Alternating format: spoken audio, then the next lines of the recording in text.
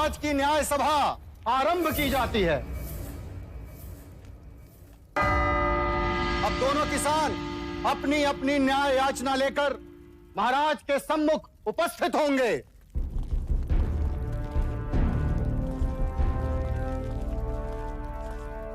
प्रणाम महाराज। क्या याचना है? महाराज, मेरी याचना इस कुशल के विरुद्ध है। इसने मुझसे पिछले वर्ष अनाज उधार लिया था, ये कहकर कि वो अनाज इस वर्ष मुझे लौटा देगा, मगर महाराज आज तक इसने वो अनाज मुझे लौटाया ही नहीं। कैसे लौटाऊं महाराज? पिछले 2 साल से उपज नष्ट हो रही है, इस साल भी कुछ हाथ नहीं लगा। ये असत्य बोल रहा है महाराज। आप चाहे तो अपनी सिपाही से पूछ सकते हैं। जब सिपाही इसे लेने आया था उस समय भी ये अपने गेहूं को तेल लगाकर उसे बोरियों में भर रहा था। महाराज, मेरे पास 2 ही बोरी गेहूं है, उसी से मैं अपने परिवार का पोषण पूरे वर्ष करूंगा। महाराज, गेहूं को तेल लगा के इसलिए रख रहा था कि वो खराब ना हो, और आपके सिपाही मुझे पकड़ के यहाँ ले आए। वो 2 बोरी गेहूं भी मैं इनको दे दूंगा तो हम खाएंगे क्या? महाराज, अगर ये अनाज नहीं दे सकता तो इससे कहिए कि ये अपने खेत दे दे। अगर मैं खेत दे दूंगा तो अनाज कभी न लौटा पाऊंगा। महाराज, दोनों पक्षों ने अपनी राय रख दी है, अब महाराज न्याय करेंगे। युवराज सिद्धार्थ, कुमार देवदत्त। पहले मैं न्याय दूंगा। अवश्य।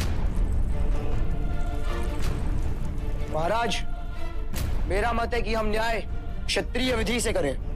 कुशल ने गौरी को दिया वचन पूरा नहीं किया, इसीलिए कुशल को अपना खेत गौरी को देना चाहिए। महाराज, ऐसा न्याय न करें महाराज, हम नष्ट हो जाएंगे।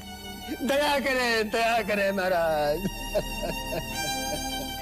कुमार सिद्धार्थ, तुम कहो।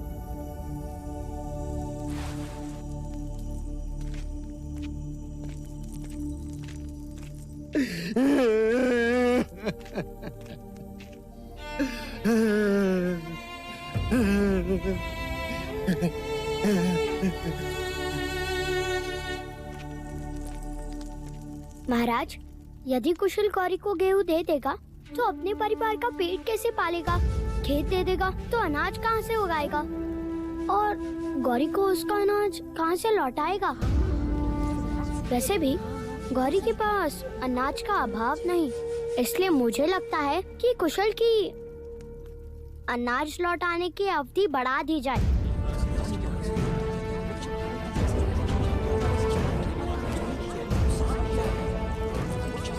मैं देवदत्त के न्याय से सहमत हूं। यदि व्यापारी अपना वचन पूर्ण नहीं करेगा तो राज्य का व्यापार रुक जाएगा। इसलिए कुशल को, गौरी को कुछ न कुछ तो देना ही होगा।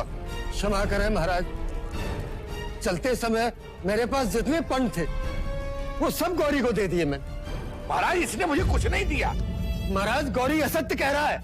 महाराज, मैं असत्य क्यों बोलूंगा? महाराज, आप कहें तो मैं सत्य का पता लगा सकता हूँ। ठीक है तो करो परख, कौन है सत्य और कौन असत्य। सिक्के दो गौरी। किंतु युवराज, ये सिक्के तो मेरे हैं।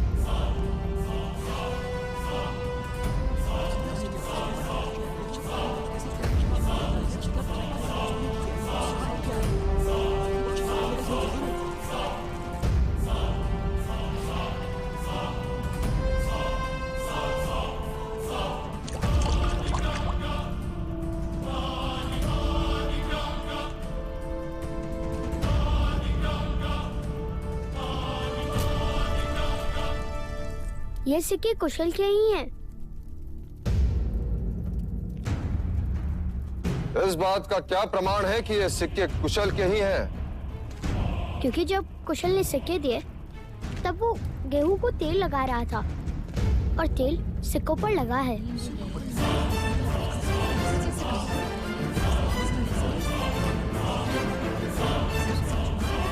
जवाब महाराज, जवाब।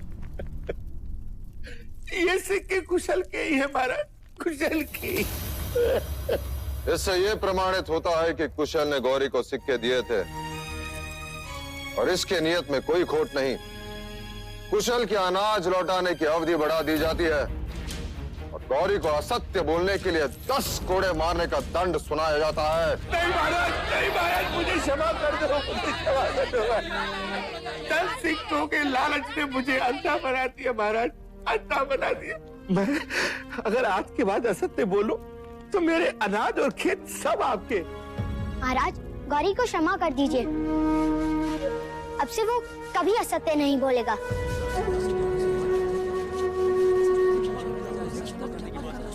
गौरी, मैं तुम्हें क्षमा कर सकता हूँ यदि इस न्याय सभा में कोई तुम्हारा उत्तरदायित्व लेता है कि तू दोबारा झूठ नहीं बोलेगा। हाँ महाराज।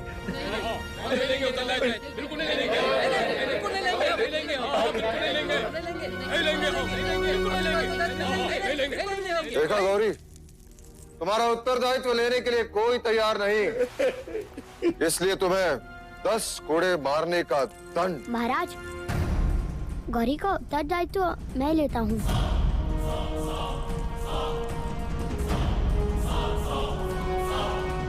आज से ये कभी असत्य नहीं बोलेगा। सिद्धार्थ, पता है उत्तरदायित्व लेने का अर्थ क्या है? यदि गौरी ने दोबारा असत्य कहा तो कोड़े तुम्हें खाने होंगे। हाँ ज्येष्ठा, पर गौरी तो यातना से बच जाएगा ना?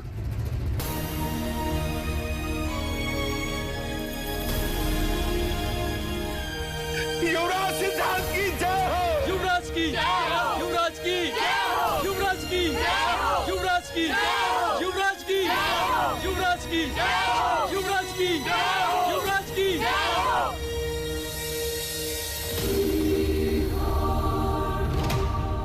चाहे लाख जतन कर ले राजन, तेरा पुत्र सन्यासी ही बने।